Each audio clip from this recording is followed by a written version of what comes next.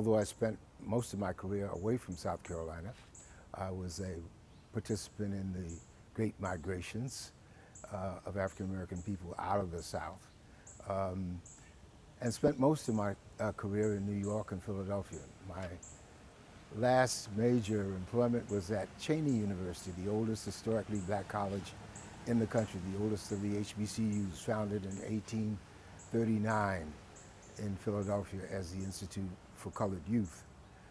So I've been involved with, and my family was involved with, here in Charleston and in South Carolina, education for a very, very long time. There's a school named for my father, Wilmot J. Fraser, in Charleston, and it was just recently turned into an early college high school. An innovative idea in education that I think will help many young people, and that certainly would be in accord with his ideas on educational innovation. I'm a historian and folklorist. I taught African American history at Cheyney University in Pennsylvania, which is my last, where I retired from.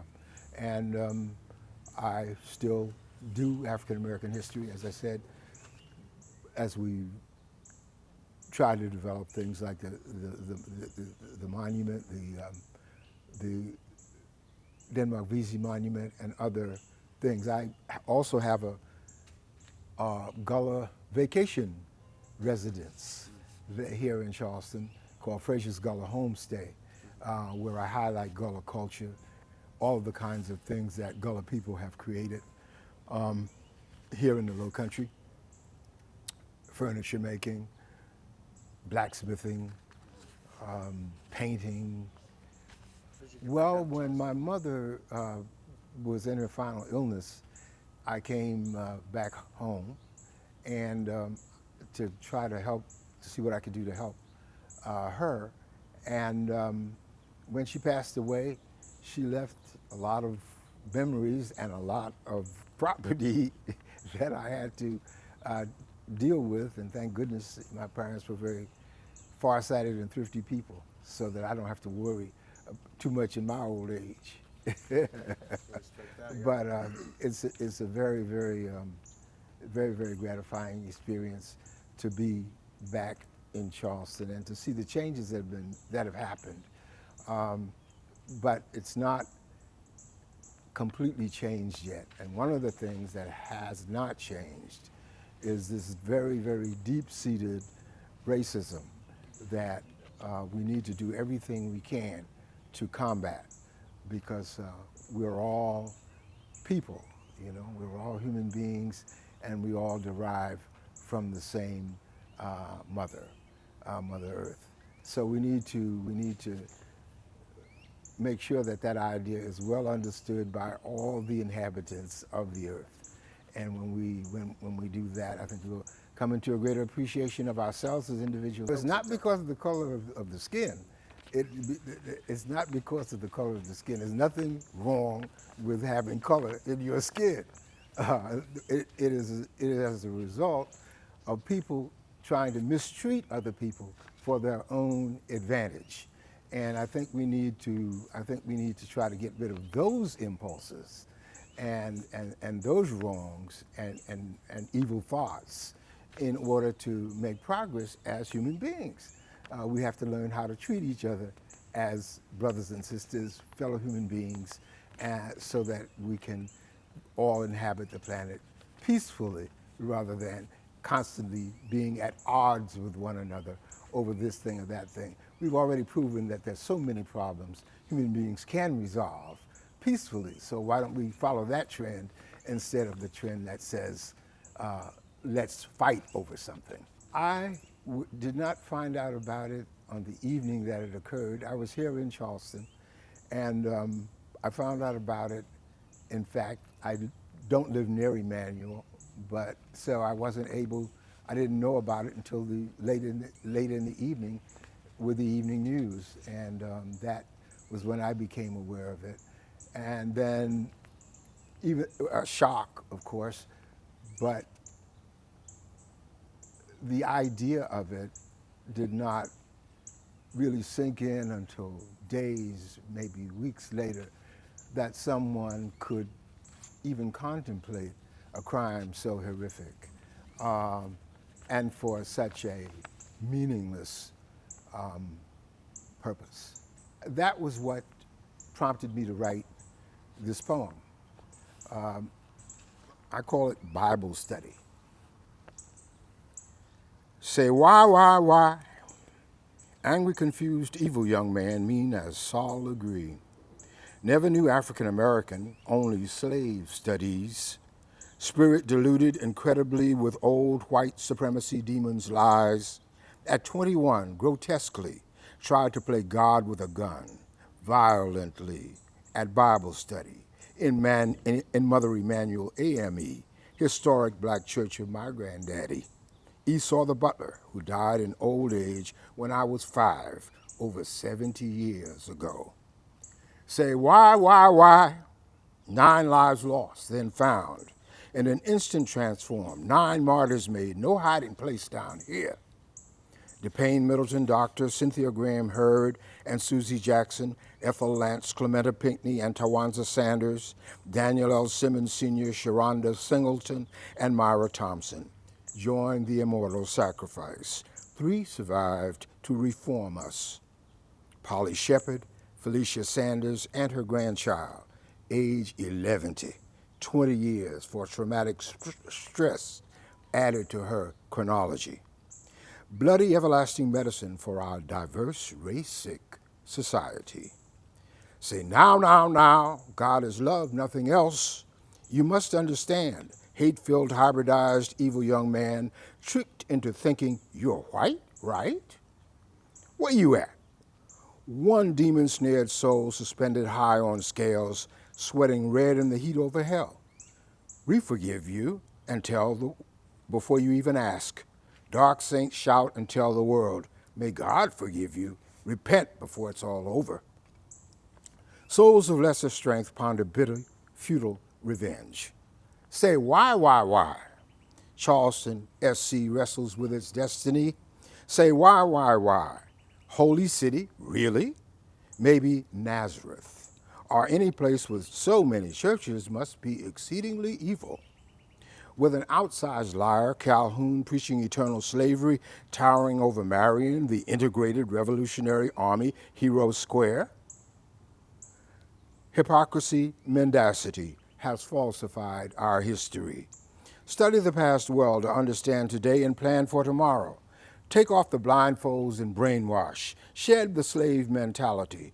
Teach the truth about black patriots in the battles of Cowpen, Sullivan's Island, and Savannah, the 1739 African slave rebellion at Rantos. No U.S. freedom would exist without them, founding liberty's tradition. Public schools otherwise fail everything and everyone, their entire mission. End the boom and bust business cycle. Make enterprise more free by sharing and abolishing scarcity. Remove the impediments to wealth's divine circulation. Pay descendants of enslaved Africans huge reparations for slavery and discrimination. Harvest the good you sow, city, state, and nation, running forever in the black, ending gentrification. Just these few corrections will bring us closer to unity, nearer to perfection. Say now. Crowds come giving, hoping to purchase cheaply reconciliation and redemption from rank civic sin, misunderstanding grace. Heaps of hosannas and money, flowers and palmetto roses. Water flows freely from cold plastic bottles, injuring the ecology but chilling heat explosions. People sing praise and promise love while living multitudinous lies, searching still unbelieving the sacred verse, only knowing the truth shall set us free. Charleston weak, not strong, still unbowed, yet believes in its right to do wrong as long as it can get away with crimes unfound. Time never erases our immortal sins. Unless contrite and forgiven, one simply dies hell-bound. That's why the massacres and tragedies, Charleston and SC, the whole country very dirty, needs a bath. That's why the flooding rains cannot dissolve the blood stains. A motto should last forever. Charleston forgives but never forgets. Grace, not race. Keep giving, stop stealing and calling it fair dealing. Cease killing, stay willing to search for peace. Express love, stop hate, exhibit soulful godliness. Express love, stop hate, exhibit soulful godliness. We can make the society change, bring new hope to gain a world without end. Everybody say, amen, amen, amen. It was my way of crying. It was a lamentation, and in addition to being a lamentation, it was a prescription for what we can do about this lamentable state of affairs we're in, an unnecessary state of affairs we're in because of people harboring this unnecessary insecurity and hatreds toward one another. We've probably achieved more, mankind has, in terms of wealth and material well-being. We need to, within the past century or so, I can remember when people were not, it was somewhat desperate. People still go to bed hungry in America, which is unnecessary. We still have problems with learning how to share what the bounty of our Creator. The earth yields us not just the work of mankind. The earth yields all the riches we possess. So let's learn how to share it, work with it, so that everyone can benefit and from it. And I think we'll have a lot less hatred, a lot less irrelevant divisions among mankind, and a lot less and a lot more peace and happiness. So that's why I wrote the poem, to try to generate some sense of how we got into this and how we can get over this hump in our human relations. And we need to work on that. Instead of being divided, we need to unite so that we can search for peace and a better world and a better environment, with our neighbors and people. Yeah. I think that there are some good things that have happened, that there's been more of little by little, I think the covers are being pulled back over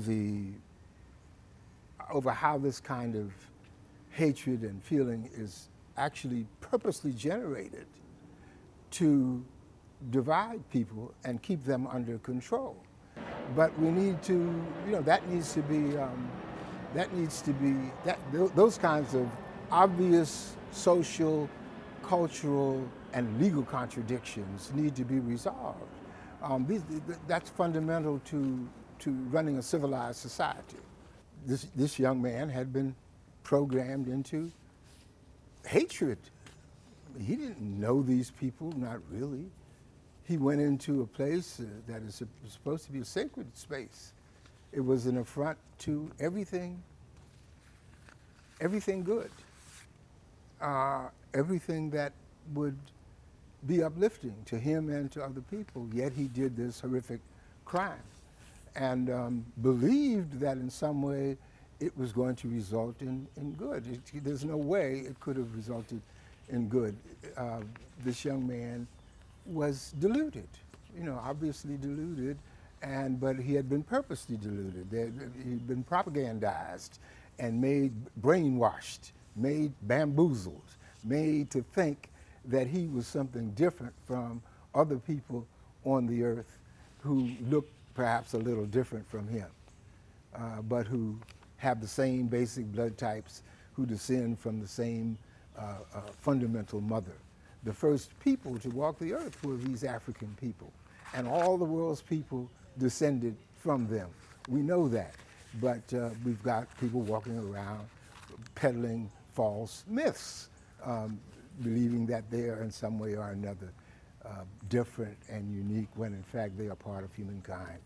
And we need to not only understand our differences, we need to override those differences and emphasize our commonality and the things that make us all alike. That's how we move. That's how we move forward. But in every way, economics is one major thing. Everybody's concerned about, well, where are the meals coming from? Well, we know where the meals come from. The meals come from the earth, and the application of humankind to the earth and to science and technology and the rest of it. And we learn from each other. All the people of the world have contributed to this knowledge, and we need to utilize that knowledge to make sure that no one suffers, and everyone is able to do well. I don't see myself, and I hope the world gets away from seeing itself as in competition with other people rather than in cooperation. Cooperation beats competition any day and twice on Sunday. I wrote the poem before the Calhoun statue came down. So the poem was in fact predictive of a feeling. That's another good thing that happened.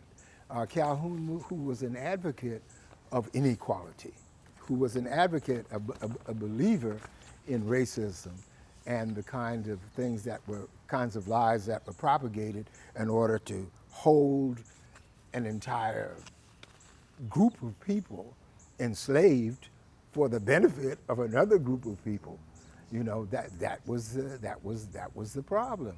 So that was one problem. So by getting rid of the Calhoun statue, Charleston made a statement basically saying that we don't agree with this kind of exploitation or that kind of thinking, and we're not going to lionize a man who made his wealth and reputation on that basis. We want to try to move beyond that.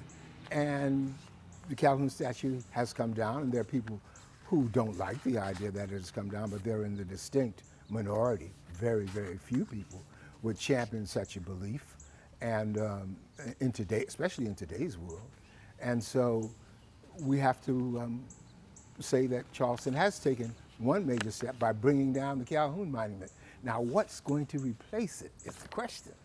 The real question is what's going to replace it. The fact that they were able to get the Confederate flag down was also significant for the state, I believe. Of course, it was an affront, not just to African American people, but to the entire United States of America. The Confederate symbol was a symbol of defiance and hatred for our Constitution, for equality, and all of the good ideas and virtues, civic virtues that America exemplifies. It championed the continued subordination of a group of people by force and violence, in order to achieve one's own well-being. And that was never a satisfactory state of affairs. Slavery has been an abomination on mankind since biblical times, not just in the United States of America. So when people say we're judging the old people by some standard that's modern, no. Slavery has always been an abomination. It has always been wrong to achieve one's own well-being by subjugating another. Well, Denmark Vesey was a man who was living at the time of enslavement, and who was willing to show that he would struggle to the death not to have this kind of regime endure for long or much longer. He wasn't the only one. There had been people before him. The idea of the American Revolution and liberty and freedom may have begun not in 1776, but maybe at 1739, right here in Rantos, where you had a slave rebellion. They were talking about liberty, liberty for people. So the idea of liberty in America, spreading among all people, was extant at the time, at least in 1739, when the African people at Rantos carried out the Stonewall Rebellion. So we've got to know our history, and as we learn our history, we understand where the good things come from and where the bad things come from. And we learn to distinguish between the two and to act in accordance as much as we can with the good. And we should do that as much as possible. I think, as I said, I think cooperation beats competition any day and twice on Sunday. Yeah. We put together a committee some years ago, around 2010, to begin the process of erecting a statue to Denmark Vesey. They said it would be a cold day in hell when Charleston erected a statue to Denmark Vesey. It was quite a nice day, quite a nice afternoon, beautiful afternoon. I played drums at the ceremony, and you know, a lot of the community came out to see the erection of the Denmark Vesey statue. Denmark Vesey was a fighter for liberty, for human liberty, and it's hard to imagine anyone who is human in their heart and soul believing that anything other than human liberty would be appropriate for human beings. So Denmark Vesey was on the side of right, and we have to start looking at our lives, I think, increasingly as champions of being on the side of what's right, doing the right thing, not on the side of maintaining some false pretense based on ignorance and wrong. You know, even if it gives you a temporary advantage. The advantage maybe will usually tend to shrink as time goes by and as people recognize the impending doom of wrong based on the ascent of what's right. So we have to start thinking of what's right, and by thinking of what's right, I think we'll go a long way toward making for a more peaceful society and world.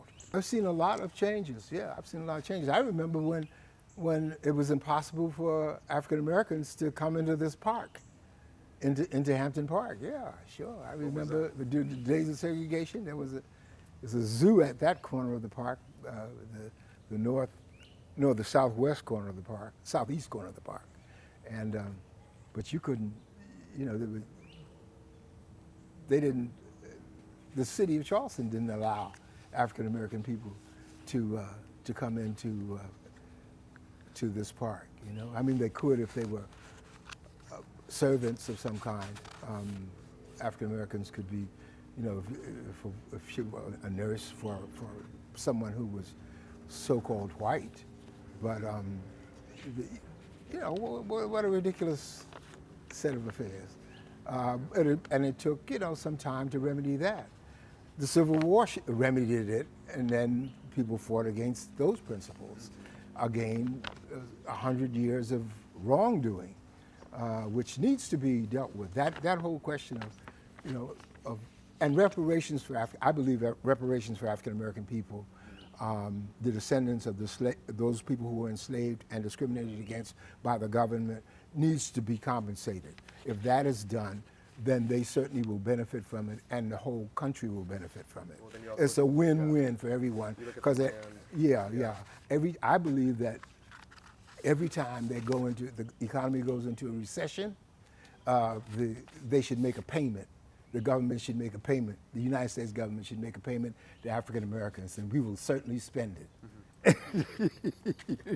These are part of the original sin in establishing the country, and that sin needs to be remedied, needs to be dealt with. Yeah. And that's one of the things I tried to express in the poem. You know, mm-hmm. You have to have contrition, and you have to have forgiveness, and if you have those two things, then you can move forward on a solid moral and plane. I knew them, but only distantly. I knew several of them. They were, in large part, younger people than I was, and I'd been away from home for so long that I did not have the kind of contacts that I had, you know, when I was living here. Because I left Charleston when I was 17 years old, and I didn't return until 1995, you know, when I was in my 60s. So that was quite a long time. So many of the people who died in that massacre, I did not know personally, no, but I knew many people who were members of Emanuel. As I said, it was the church of my grandfather, and some of my cousins are members of Emanuel. Yeah. So I was a part of the Emanuel tradition. Yeah. I think I did. First time I ever preached a sermon. I guess no. This was a Tom Thumb wedding. It was at Emanuel. My mother was a member of Emanuel. Had come from Emanuel. She joined the church with my father at Central later on, but she had been a member of Emanuel growing up. Yeah, you have to forgive. You can't go around holding these grudges, but I'm not going to forget it. I'm not going to forget it. I know that there are certain lessons that come out of it that you need to remember. I was at the grocery store yesterday, and a young man who works at the grocery store showed me a copy of a book that had been written about Emanuel. And he expressed the view that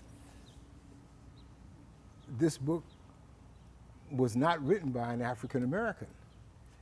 And that was quite revealing. He was a little bit disappointed, and I was a bit disappointed. There were all the African American historians, and many of them are members of AME churches and that sort of thing. An African American author was not chosen to write the story of Emanuel. That is an extremely important story from which a lot of lessons can be learned, and those lessons come from within the African American culture. The very shocking revelation that it was necessary for those persons most deeply offended by the actions of Dylann Roof, by the murderous action of Dylann Roof, that they made it a commitment immediately to forgive, not just for his soul, but for saving their own, for making better people of themselves. This was extremely important, So Charleston has shown the way African American people at Emanuel AME Church showed the way in that sense for forgiving, but I do not believe that people should forget about these incidents and what we can learn from them, because we can't simply, those who do not remember their history are doomed to repeat it. And we don't want repetition of the wrongs of the past. We want to be able to remedy the wrongs of the past. And so we need to look deep into our inner recesses, into our souls, to try to find the solutions that we ourselves individually can apply in our own lives.